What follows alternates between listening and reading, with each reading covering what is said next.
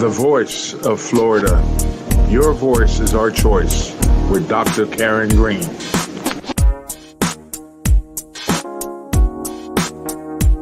Wow, c'est choix nous.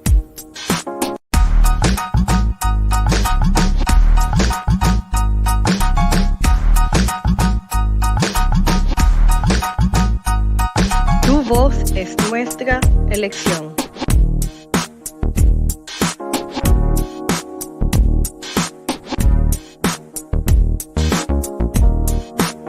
Ta voix, c'est notre choix.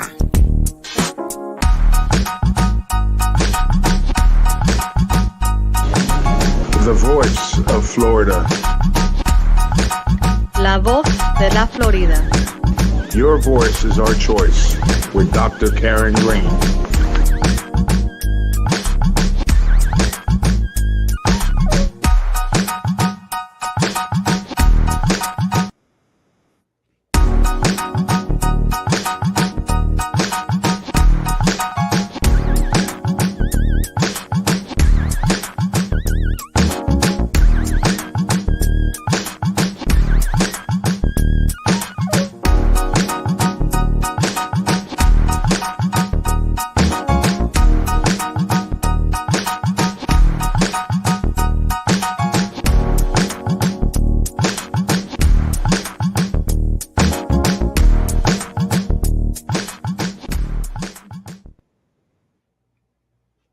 Good morning and welcome to the Voice of Florida. Thank you so much for joining us this morning. And today we have a spectacular show for you. Today, as you all know, it's voting in the state of Florida. And as you can see, your voice is, or by your vote. I'm welcoming you this morning to our new program. And thank you for the viewers who joined us last week on our first program. Today, the show is going to be really focusing on what our freedom looks like in the state of Florida, democracy exercised. And you'll be meeting some leading folks in the state, leading in our democratic process, and candidates as well as just leaders across the state of Florida and across the globe. For those of you joining us from Florida, we welcome you. And for those of you joining us from across the United States, again, this is Florida. Welcome, where your voice is our choice. Ladies and gentlemen, and listening and viewers, we're asking you and inviting you this morning to just tune in, relax while we get started. My first guest this morning is Wes Hodge, a friend of mine who steered the state of Central Florida and Orange County for a while, serving as the former Democratic Party's chair for a few years. And today he's joining us as a candidate, in my opinion, qualified to be supervisor of election for the seat he's running for. You know, in my capacity, on this show, my position is mine, independent of any political position I might have. This show is about your voice, your opinion, and my own. So welcome, Wes. Thank you for being here this morning. How are you? Good morning. I'm doing well. How are you doing? Very well, thank you. So we all know what today is. Early voting started in the state of Florida. And can you just tell us before we even get started how long this starts and what are the dates for early voting? Sure. So, this is one of the really unique things about the supervisor of elections. Early voting, the number of days can be anywhere from as few as 8 to as many as 14. And that's solely at the discretion of the supervisor of elections for each county. That's a whole different conversation that we can have about, accessibility based on where you live and is that constitutional or not. But the minimum is 8 days, which started yesterday, and the maximum is 14, which started last Monday. And all early voting will be done by this Sunday, the 18th. There'll be no voting on the 19th, and then election day, of course, is Tuesday, August 20th, which is a week from tomorrow. The easiest thing is just if you live in Florida, look up your county supervisor of elections, and for early voting, they'll have the exact dates and hours, because again, hours can be as few as 8, but as many as 12, depending on the supervisor of elections. Thank you so much. And again, Wes, I know your expertise having stirred in the democratic process, but tell us a little bit about why you believe you're qualified to be the supervisor of elections of this great city, this county, Orange County, leading as one of the most next to Broward County, which we'll touch in a few minutes. Tell us why you believe you're the candidate to secure this county. Yeah, well, we had an amazing supervisor of elections in Bill Cowles that served us with honor for over 20 years. And in February, he announced his retirement last year. And then on January 31st of this year, he actually stepped down. And so, I've spent the last decade, as you know, working together in politics here in Orange County, working to make sure that our elected officials and the decisions being made reflected the diversity of our community. And it really hadn't been doing that for a while. So I got really involved with voter engagement, voter outreach, voter registration. And in that process, grew to know not only the election process in Florida, but also, the amazing staff and Supervisor Cowles.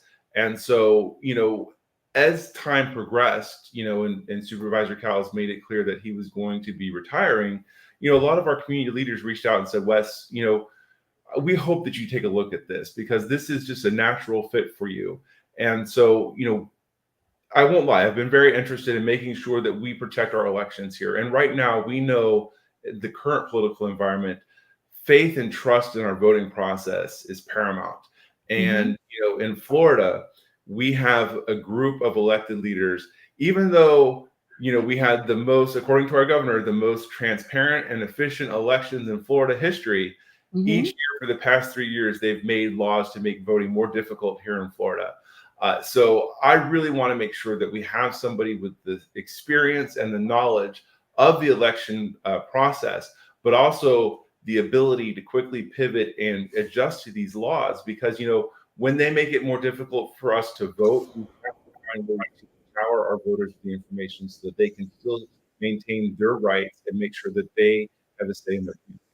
On that point of making it difficult to vote, now we know across the 67 counties in Florida that the recent legislature led by the current governor, there were some really almost restrictive rules for us in voting, where we even are at a point where the lines, for example, conditions and the distancing, and also just what can be done in these lines, almost to the point, in my opinion, of voter suppression.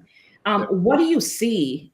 What do you see as something that we could implement, or you would recommend in Orange County, an area that encompasses Disney World, the hotel industry, the technology industry, and the booming of this district? What do you see as something that you could still apply with the restrictions that this legislature has imposed? Well, I think you touched on it right there with our tourism industry. We have some amazing workers here in Central Florida that work for, substandard wages, serving all the tourists that come here. They spend many hours getting to and from work and at work. One of the things that really caught my eye, Palm Beach County has an early voting appointment system. And so similar to the DMV or the tax collector, you can go online, make an appointment, and then show up to vote at that designated time, be in and out in 10 minutes, no matter how long the line is.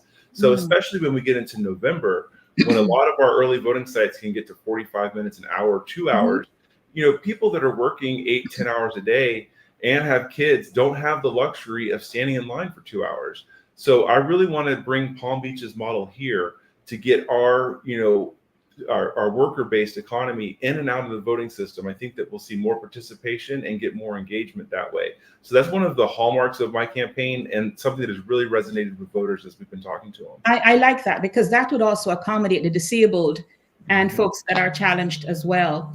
Let me also ask you this, because it has come to my understanding as well that, the conditions of folks even having to, the amount of early voting locations, this is another concern for the county, the size of the county, which was driven by statistics from the census, in my opinion. Do you see, as in your preview, if elected a supervisor of election, is that something you could do by implementing more early voting sites to facilitate as you mentioned, the commute of some folks? Yeah, absolutely. This is another thing that is solely under the discretion of the supervisor of elections. And so, through all of my experience, I've known Hillsborough is almost identical in size to Orange County as far as population. They have 28 early voting sites. Orange County had 20. The interim supervisor just added 2 more. So that brings us to 22, but we're still in a deficit. We have a lot of voting deserts in Orange County, many of which are either lower income or minority communities. And so, we need to make sure that every voter, no matter where they live in Orange County, has equal access to an early voting location. And so, yes, I think we need at least 6 more early voting sites to achieve that goal. Okay, so I'm going to hold that when you become elected with the supervisory elections, God's willing. Before you go, we are all excited about the current ticket for the Democratic nomination. President Joe Biden nominated our beloved sister vice president to be, current vice president to be Kamala Harris. And what are you seeing? Are you seeing the momentum enhanced since this announcement has happened? And how are you feeling with this nomination? Yeah, number one, excitement, right? Like, this is something that is charging up our base. We're seeing engagement like never before. The biggest concern that I have, and this is true in Orange County and other counties across the state, we're down roughly 60 to 70,000 registered voters in Orange County since 2022. And so there has been a real effort to purge the voting rolls. So it's too late right now for the August 20th election. But for any of your listeners or viewers that really want to make sure that their voice is heard in November, go to your county supervisor of elections, make sure that your voter registration is current and up to date. And if it's not, you can register online, or you can go into the office and fill out a form. One of the biggest challenges for voter registration has been these new rules that have made it almost impossible for third-party groups to do voter registration. They've levied fines up to $50,000 now per incident. It's absolutely crazy. Wow. And we have seen a dramatic drop in voter registration here in Florida. So anybody listening that wants to make sure that their voice is heard in November and wants to vote for Harris and Walz, make sure that your voter registration is taken care of, and you need to do that before October starts. So between now and October 1st, go and make sure that your voter registration is current and active. Thank you so much, Wes. That's why I've always loved you, for your accuracy and just your knowledge. I also am inspiring everyone in our listening and viewing here today that it is critical to have a voice. As this program tells you, your voice is our choice here in the state of Florida and across the globe. Freedom and democracy is your only entitlement and exercise is really by voting, because other than that, you really have no say. And also remind folks that if you have in fact registered before, if you have not voted in the recent election cycle, Wes just mentioned purging. There's a process that they've used to remove you literally from the ballot. So I recommend that if you haven't voted, or if you've experienced a medical challenge where you probably believe your signature changed, technical things as easy as that. You've moved, you probably thought you're voting, you had a written request for a vote by mail. So as he stated, you cannot vote, you cannot register now to vote. Election in the state of Florida for primary is August 20th. And so you cannot register now to vote in that election. However, as Wes just reminded you and informed you, you can register before October 1st to be able to vote in the general elections for November 5th. Wes, is there anything you want to share with us before you go? I just want to thank you before you, just as well, for all the work you've done in the state, your dedication to democracy, freedom, and just your love of this process. Tell us a little before you go, what is it you recommend? And again, your exercise of what it is for the role you're running, how important it is to you and to our viewers. Of course. Well, first, I want to share, this is something that I just learned over the weekend. The Orange County Democratic Black Caucus held their hobnob and straw poll on Friday. And at the end, I won 51.3% of the vote. Thank you. That's the first time, there's 4 Democrats in this primary. That's the first time any candidate has gotten over 50%. But that also was the official recommendation of the Black Caucus. So now, with that official recommendation, I've got the endorsements at the state level from the Disability Caucus, the Hispanic Caucus, the LGBTQ Caucus, the Progressive Caucus. And then locally, I now have the Black Caucus, the Rainbow Democrats, and the Progressive Caucus. So all of the Democratic caucus endorsements that were offered, I got all of them. And I was very honored and humbled to receive that recognition and support from my fellow Democrats, not only here locally, but across the state. And so experience matters in this race more than anything else, because as you can see, the rules are constantly changing, and we've got to be able to adapt and overcome those roadblocks that are put in our way. So my last bit of information, like we said, if you want to vote and if you are eligible to vote, go register. Make sure your registration is current and up to date. There's absolutely no reason, there's no harm to fill out a new registration form and submit it just to be absolutely certain that you're up to date. Because what happens is if you show up on election day and there's a problem, it can't be fixed. It's too late. So do the work now to make sure that your voice will be heard in November. And once again, always great to see you, Karen. Thank you so much for the opportunity. And I appreciate all the work you're doing as well. Thank you, Wes. Thank you again for joining us in the Voice of Florida. Again, that was Wes Hodge, or candidate for Supervisor of Elections in Orange County, Central Florida. Best wishes to you, my brother. See you soon. You as well. Bye-bye. Best of love. The Voice of Florida. Your voice is our choice, with Dr. Karen Green.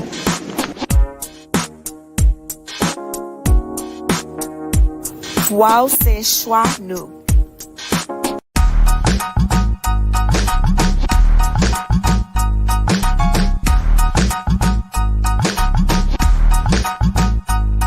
Tu voz es nuestra elección.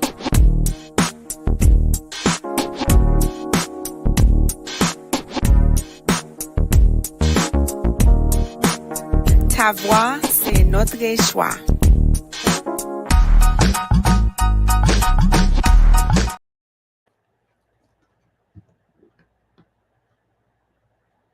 Welcome back to the Voice of Florida. Again, today we're focusing on the votes in Florida. It is early voting and we're all excited, getting ready to go. Today's show is one where I wanted to reach out to leaders across the state of Florida who are engaged in the political democratic process. I'm so honored to welcome from Broward County, my dear friend, my sister, Grace Carrington, who currently serves as a DNC executive member, the committee woman for for Broward County, one of the largest counties we have in voting, as well as she is one of the DNC's appointed leaders in the southern states for African American engagement. Thank you so much, my sister, for being here. Blessed love to you. How are you? Good morning and happy Monday to you. I am doing well. Voting is on the way and I'm so excited about our possibilities. Thank you so much, my sister. Now, for those of us who are unaware, Florida has 67 counties. And of these 67 counties, Broward County, in all fairness, has been one of the most engaging. And the results from Broward County, as somehow they seem to have boots, not just boots, but boxing gloves and winning races there in Broward County. My sister here serves as a committee woman for Broward County. And my sister, tell us exactly what your role entails there in Broward County. What my role entails is really to communicate with our voters in Broward County, both Democrats alike, but independents and some disillusioned Republicans as well, on what is at stake for this election, not only for our state, but for our country. This is a task that I take on as a labor of love, right? And I want to make sure that people just understand that the only real right that they are given as a citizen of this country is the right to exercise the franchise. Hear, hear. And it cannot be taken lightly. Hear, hear. Thank you so much. Grace, what is it looking like in Broward County? Is there enthusiasm towards this race now? I know the early voting started yesterday. What are you feeling? Are you feeling a momentum? Are you feeling anything that changed within the last month? I think in the last few weeks, I will say in the last 3 weeks, I have seen and received so many calls, texts, and emails for folks wanting to get involved and wanted to assist in voting. And my response to everybody is, I need you to vote too first, and then you can come online and help us get others to vote. We have been nonstop canvassing. We have been nonstop phone banking, texting, and the enthusiasm here is something that I haven't seen since 2012. I wasn't here in the state before then. I'm sure President Obama excited everyone in 2008, but I can only speak to 2012 and beyond. I noticed that this weekend on Saturday, when I was at the early voting sites, it was not as busy. I think that people had to be reminded that early voting was on its way. For us, it started on Saturday. For Miami-Dade, it started the Monday prior. Okay. Yesterday, we had a major event at our historical African American research library at Sistrunk with hundreds and hundreds of folks out there, not only coming to vote, but dropping off ballots, speaking to our leaders that were on the ground. And the enthusiasm is breathtaking. It truly is. So Broward County not only has led in our voting because of the municipal elections, but we also have had some challenges before the supervisor of elections. I remember years ago driving down there to go make sure we count those ballots. So I know that there is a focus and an emphasis on Broward County always. I know it's a heavy baton and a heavy role to carry. One of the things that I wanted to also mention is that you, as a DNC member, had the historic opportunity to be a part as a delegate for the state of Florida to vote in this nomination process. How does it make you feel as a Black woman, one who has had the opportunity? As we all know, the state of Florida had a unanimous declaration, I myself am a delegate, to nominate or soon to be president. How does it make you feel in this capacity? It is surreal. I think that many of us didn't expect it this time around. We were looking more for 2028. And I have to, first of all, say to our current president, who's still here until the 20th of January, 2025, thank you. Yes. I don't know if those words are enough, but they're simplistic enough, and people really appreciate it. Thank you, President Joe Biden, what you have done for this country and everybody in it. I'll start with that. And I'll say, I'm one of the coalition members for Win with Black Women. And one of the discussions we had last evening was about the fact that this was on the minds of many of us years and years ago. Obviously, Secretary Clinton put 18 million cracks in this ceiling, and we're going to blow it out the water. They're going to have to build a new building for this, okay? Because the enthusiasm is just unreal. Anything from white dudes for Kamala, now Republicans for Kamala coming online. I haven't seen this ever in my lifetime. Yes, you're right. And I'm just so encouraged by it. And as I talk to individual voters who may not have been as engaged as I have been, obviously being in the political arena, I explain to them, listen, you're either going to be a part of history or you're not. And I also say to folks, I had a conversation with an 18-year-old on Saturday who was not registered before he came to our table. Left registered, Karen. We'll get his in 2 weeks. Wow. Okay, and he'll be able to vote in the November election, a high school student. And I said to him, this fight that we're fighting now is for you. It's for you, but you got to get in the game and get your hands dirty. Yes. What we have right now, I know people are so excited about the fact that she happens to be a woman, she happens to be Black, and she happens to be South Asian. But more importantly, she's qualified to lead on day one. That's exactly. And that is so extremely important. Yes. And I want people to take hold of that, because we're all caught up in the fanfare, myself included, I will admit. But the bottom line is we have a qualified candidate who understands the needs of our country and is willing to serve, who happens to be a historical figure moving forward. Yes. Our very first. Yes. And America leads on everything. And while, we should have had this earlier, like other countries and other, organizations and so forth, I am thrilled that now we get a real opportunity to put a qualified person who happens to be a woman and happens to be Black and happens to be South Asian in office. I think she's going to do a remarkable job for us.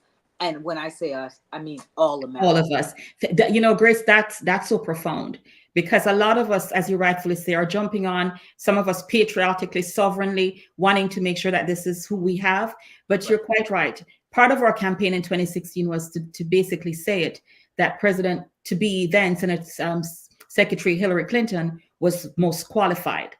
Well, we can say it today with a sense of truth, more truth, the validity of this candidate who served municipally, locally, nationally, and having won all her races. is by itself historic. I also want to take a moment at this point with a point of privilege to say that I too am excited from another place. As you all know, I'm a born Jamaican man. And there's also a pride of every Jamaican and all of us who have a little Indian blood in our bodies too. Right. There's a whole lot of excitement. People from across the territories, across the Pacific and Asia. As we all know, Florida is the next melting pot of what we have culturally. And that's something else that you and I share. We're in leading the faith initiative in the state of Florida. We have so many religious people of different faith and the ethnicities that cross the borders. I just want to take this opportunity again, Grace, to thank you for all you do, not just there in Broward County, but for the years you have led the democratic process here in the state of Florida. I'm happy to call you friend. I'm happy to share almost the same birth month with you that we are going to be celebrating in Chicago when we get there. But before you go, I want to ask you this. What is your encouragement to the state of Florida and our listeners across this country? What does democracy and freedom look like to you going forward? Well, I would have to say broadly that I am looking for a day when, first of all, we surpass this election, because I've already claimed it, just so you know, and we will have Madam President and Vice President Walz. I've already claimed that, right? And so beyond that, what democracy looks like to me is the freedom to just walk up and vote and give whatever ID you have, say your name, your address, and be able to do that. And more importantly, not have all these barriers. I did want to say though, Karen, that I have to give a shout out to our supervisor of election for increasing the voting locations. Nice. We went from 22 sites to 28 sites, and they're sorely needed, because we want to make sure every senior, every disabled, every working person, every young person don't have to travel more than 1 mile to any voting station. So whether they're riding a bike, getting on a bus, driving their car, or being carpooled, which we are doing for folks that have a need. So please reach out to the Broward Democratic Party if you have difficulty getting to any of the 28 early voting sites. Because this election right now, we are trying to let people know this is not only your vote, your voice, and your future. Thank you so much, Grace. Thank you so Karen. much. Thank you for being with us. And again, this is the Voice of Florida, where your voice is our choice. And I have your voice t-shirt on, Grace. God bless you. We'll catch up soon. Thank you for joining us as we move into your viewers and your listeners. Please get out to vote. If you are in the sound of my voice, if you are abroad in any of the other countries where Americans live, please get your vote by mail ballots in. If it is not in the mail, please drop it in the mail today so we can get it timely and your votes can be counted. Thank you, my sister, for that plug. God bless Have a you. good day. See you soon. God bless. Take care. Bye-bye. Bye-bye.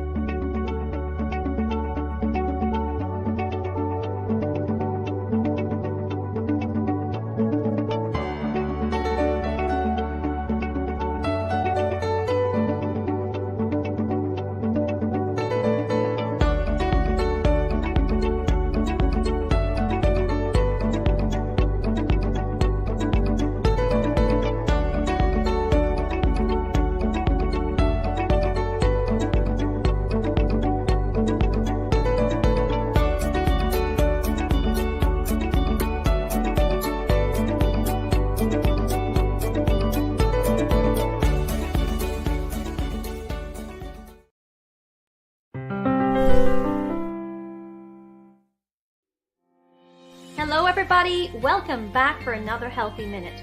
If you want to boost your brain health, make sure you eat more foods that are packed with omega-3 fatty acids, foods such as salmon and sardines. And if you want to increase your protein content, which is also excellent for your body, add some codfish. Fresh codfish in fact, is low in mercury, high in protein, and has a great number of vitamins and minerals. For this Healthy Minute, I'm Dr. Hafizullah. See you again soon. Thank you for watching. Please remember to click subscribe for the latest videos and updates. See you soon.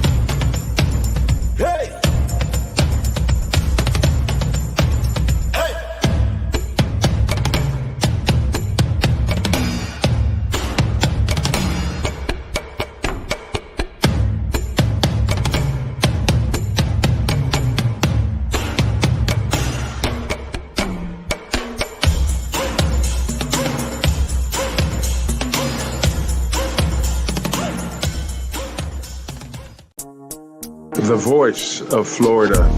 Your voice is our choice with Dr. Karen Green.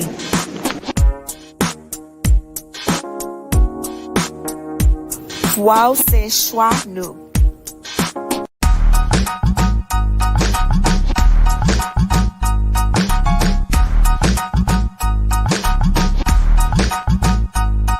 Tu voz es nuestra elección.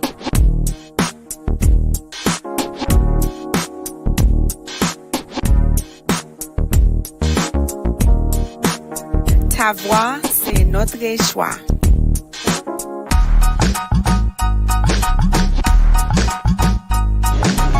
The voice of Florida. La voz de la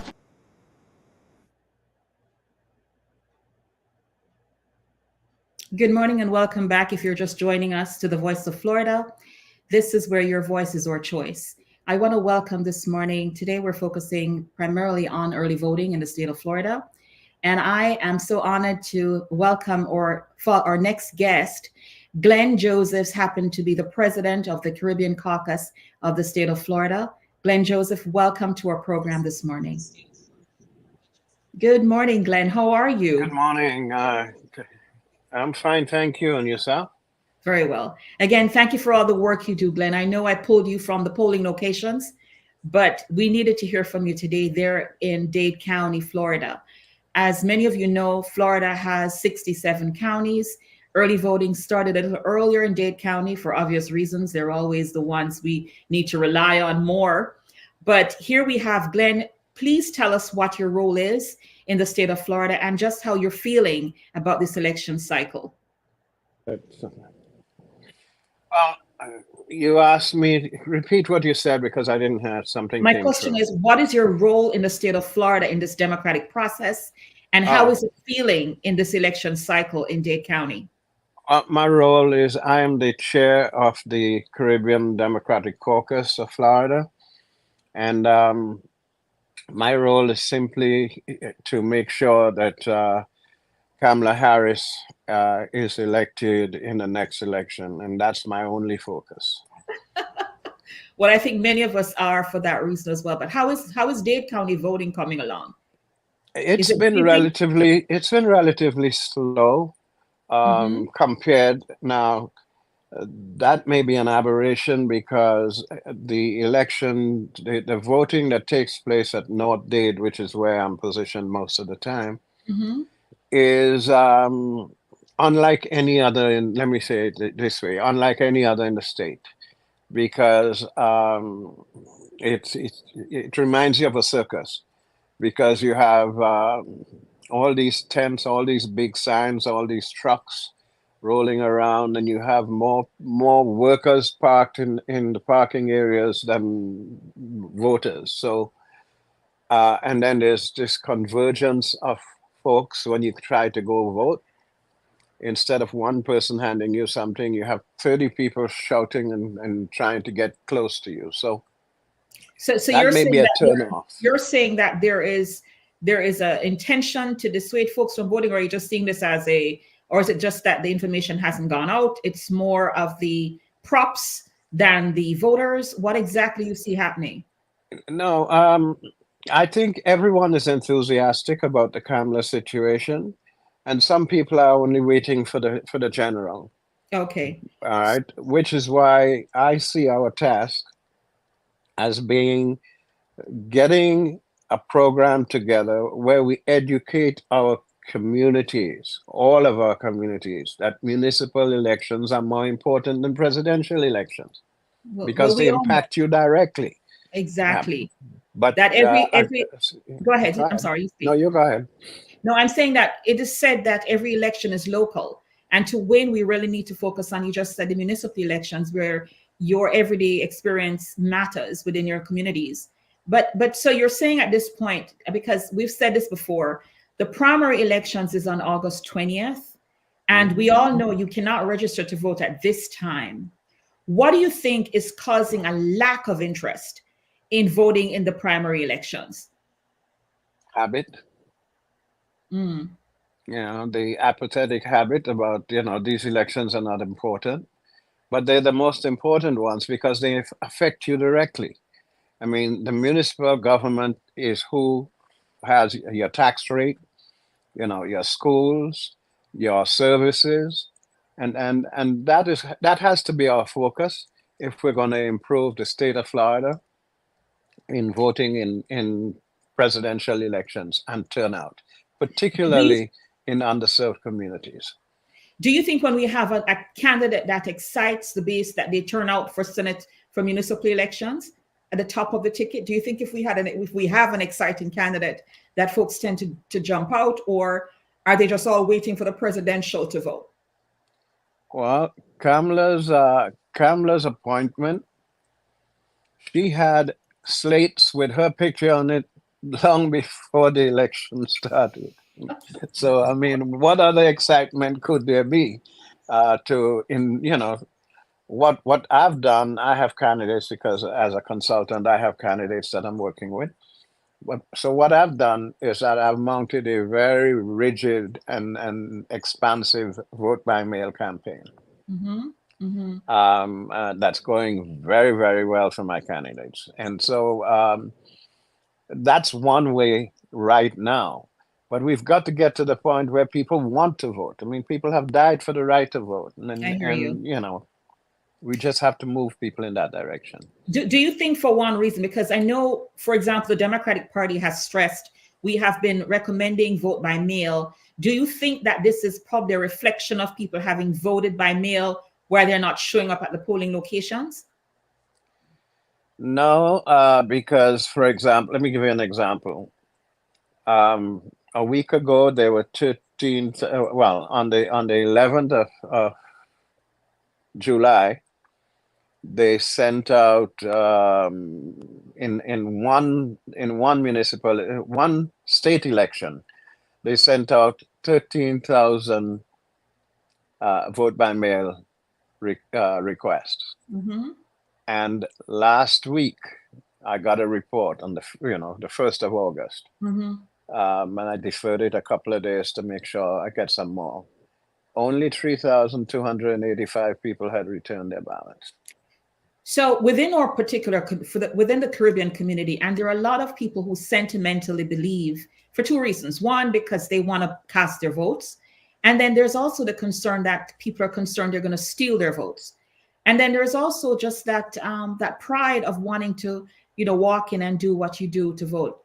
But I also believe, and you tell me if I'm wrong, that there's still an element of fear in some places here in the state of Florida where people just don't want to go to the polls. Have you heard any of that, or have you experienced that? Yeah, there have been some of that, yes. But I think by and large, it is that apathetic attitude towards voting in municipal elections that really, that prevails. And we've got to turn that around if we're going to see an increased presence at municipal elections. So Dade County has been known to lose the elections for the Democratic Party in the last cycles. Yes. And it is interesting because Dade County is one of the most diverse counties where we have not just Hispanics from Cuba, but other Central and South American countries. And this is one of the reasons why I think the messaging in Dade County has always been so misplaced or misdirected, because there is a process of, my understanding and my experience having been in this process of politics is that Dade County there is an evolution of what is known to be Republican voters within the Hispanic community, and the misinformation of what is seen to be socialist agendas by the Democratic Party. Has the message changed demographically? You see, with the younger Hispanics in Dade County wanting to support the Democratic Party, or are they still being misguided that the Democratic Party is a socialist party within this cycle?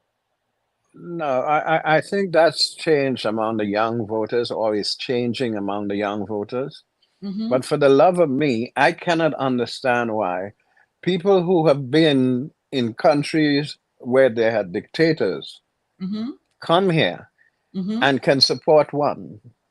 I can't figure it out. You and I alike, brother. You and I alike. I don't understand it either. Not only not support them, but the candidate who's running for the former President Trump, who ran, one who promised so many people in Dade County, because I was on the front line during that time in 2016, who promised folks who were immigrants from some of these dictatorship countries, dictator-held countries, and even our brothers and sisters from Haiti, that he was going to give them TPS. He made all these promises of what democracy is and capitalism to inform these people. And the first thing that Donald Trump did when he came out legislatively was to inform us and to reverse TPS for Haitian brothers and sisters, and inform them that everyone who were foreigners, where you were not of Caucasian descent, that you were going to be sent back to your countries that was spelled with SHIT countries. So tell me, has the message changed in Dade County, where we can remind folks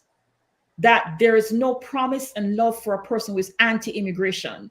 Where do you see things in this process now? Did that message change?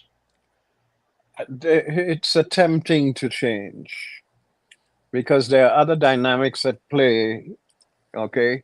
Because of the shortage of individual resources and the promise of payment, they're still holding on, looking for glory. But, you know, when you look at what this man has done, what he's saying now, I mean, their communities are the most threatened because the concentration of people who may be subject to deportation is greater in their communities. Yet still, they're willing to go along with the nonsense and put him in power. I think we need to remind folks in our hearing and viewing audience today that our candidate, that is the nominee for president in Kamala Harris, you know, she's now being challenged as being one who has not done a good job on immigration. But let me just be clear. In her recent responses, she said it. She believes in comprehensive immigration reform with a process to citizenship, to naturalization, a process that started with President Obama and Joe Biden leading in that initiative to make sure that it was enhanced. Like you, my brother, Donald Trump has promised, we've heard it, and I'm using this podium because it's not a political podium, but what it is, this is your voice. And I encourage our listeners and viewing participants to share their opinions here on this program. I just know that mass deportation is not the remedy to immigration reform in this country. When we've seen the statistics that people who are undocumented, not only do they build, they pay their taxes, and they've increased this country's wealth. What is your opinion on that, my brother? Mass deportation is an impossible mission. There is absolutely no way that it can happen. But I believe that comprehensive immigration reform is the answer. And what needs to happen is the system needs to be fixed so that you can then have comprehensive reform that will ease the burden for all of those. Because I heard who it was, Vance, they're 20 million, come on. It's probably more realistic to say it's about 15 million. And it may be more considering what's happening in Europe and the ease with which Europeans can get in here as opposed to the Caribbean countries and the Latin American countries. So, you know, we fix the system and set it up in such a way that there's accountability. And once there's accountability and enforcement, proper enforcement, then you can have comprehensive immigration reform where people now legitimately get into the system because they have successful businesses, they have multiple properties, they're paying taxes, and yet still they're being persecuted if they come in contact with the law. Well, President Joe Biden did keep one of his promises where while he and President Obama led on organized, the process of DACA. We've seen before he decided in recent months to introduce some parts of this where we were able to, families who've been in this country, spouses were now able to support and file for their undocumented partners in this country. This is a step towards solving some of these problems, people coming out of the shadows. My brother, I, like you, believe that immigration reform is truly something that needs to be addressed, where the people who are undocumented needs to be documented, given an opportunity to pay taxes and have that process of naturalization. But I also can tell you that this is something that a fear factor has been spoken. This weekend, we heard from former President Trump suggesting that, these folks were here from countries released from sanatoriums and from strange places. Let us just be clear this morning on this program that this program here on The Voice of Florida, where your voice matters, is, your voice is our choice. We say that because we know there are Republicans, independents, and Democrats who believe in democracy and believe in freedom. And I welcome you to this platform, to this program, for us to discuss these topics. Yes, I have a democratic responsibility because of my choice, my voice. Mm-hmm. But I welcome you to share your views as well. Glenn, tell me before you go, what do you see what is your expectation? What is your desire? Let me back up. You have put many years into this. I know you are part of Shirley Chisholm. You've helped to create this Caribbean initiative and helped us to build this platform for a Caribbean community. What do you see what do you want your legacy to be for having done all this work? That I would like my legacy to be one where I have my combined contributions both to this country and to the homeland, and not just my homeland, but to the Caribbean.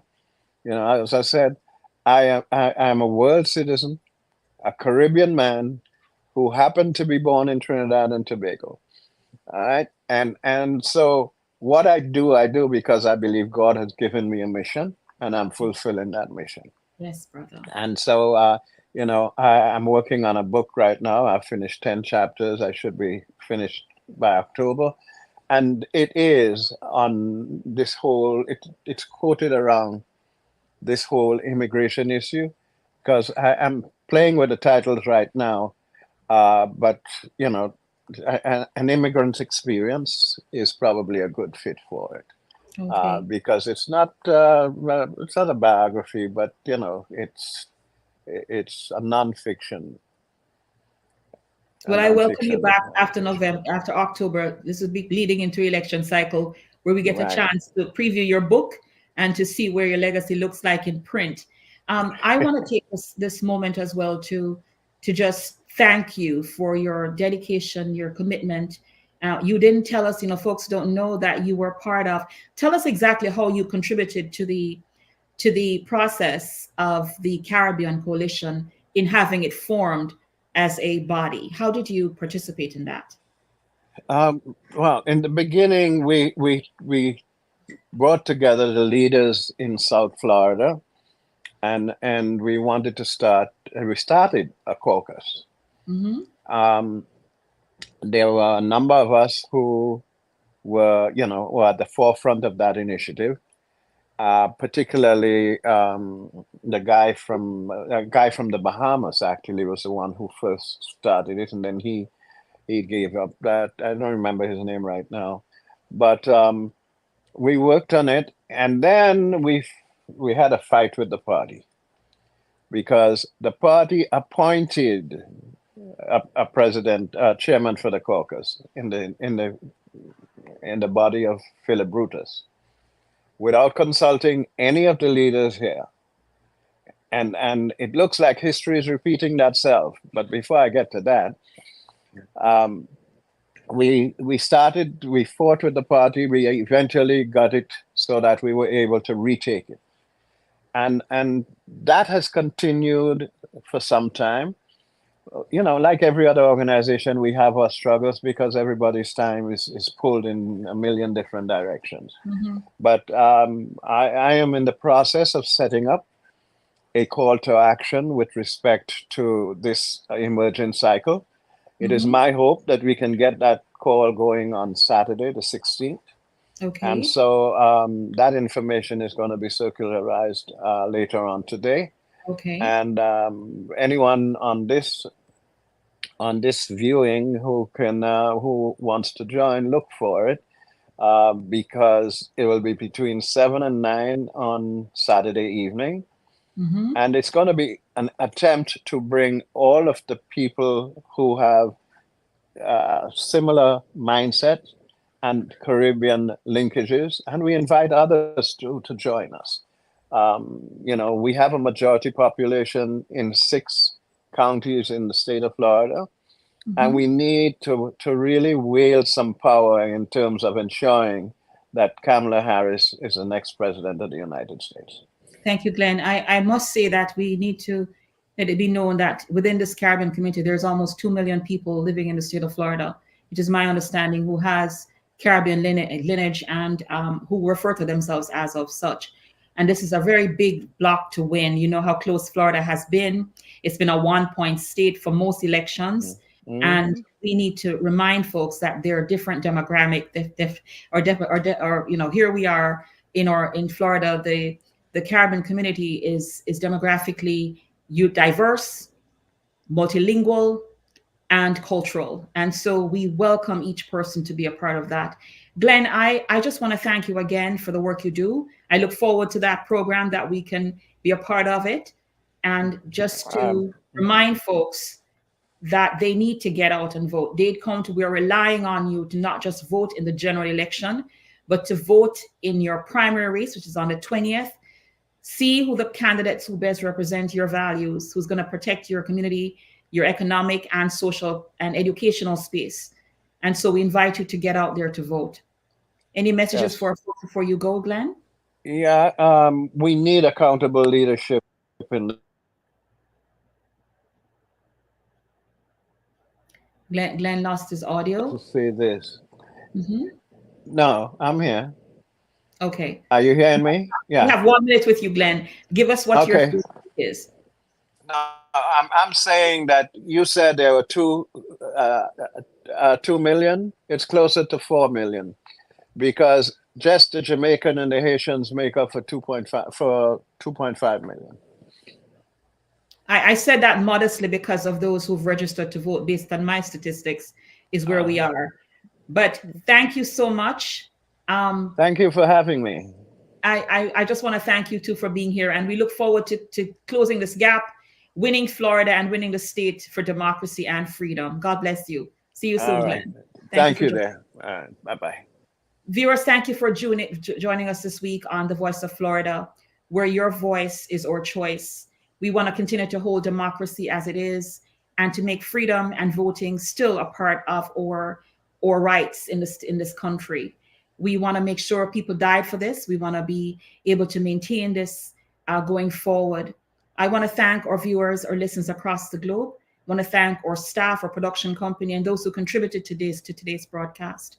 Let us remember that without your voice, we have no choice. Vote, get to the polls. I'll be voting as well, as you could see, myself and my family. Take someone with you to the polls. Remember that we have a lot at stake.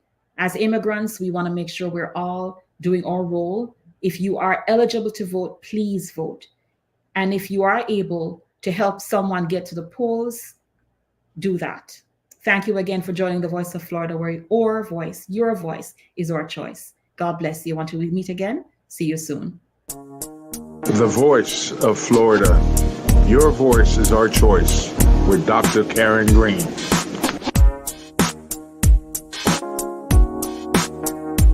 Voix, c'est choix, nous.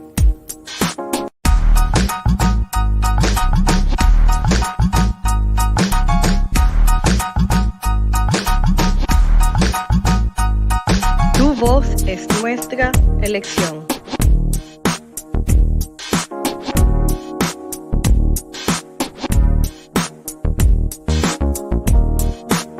Ta voix, c'est notre choix.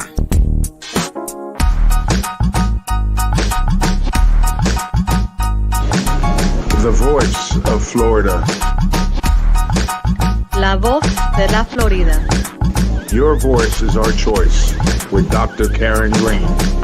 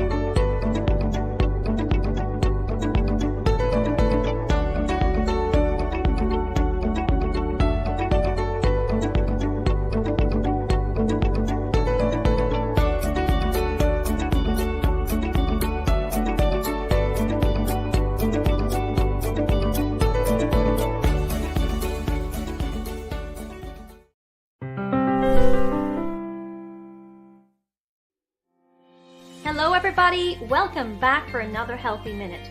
If you want to boost your brain health, make sure you eat more foods that are packed with omega-3 fatty acids, foods such as salmon and sardines. And if you want to increase your protein content, which is also excellent for your body, add some codfish. Codfish, fresh codfish in fact, is low in mercury, high in protein, and has a great number of vitamins and minerals. For this Healthy Minute, I'm Dr. Hafizullah. See you again soon. Thank you for watching. Please remember to click subscribe for the latest videos and updates. See you soon.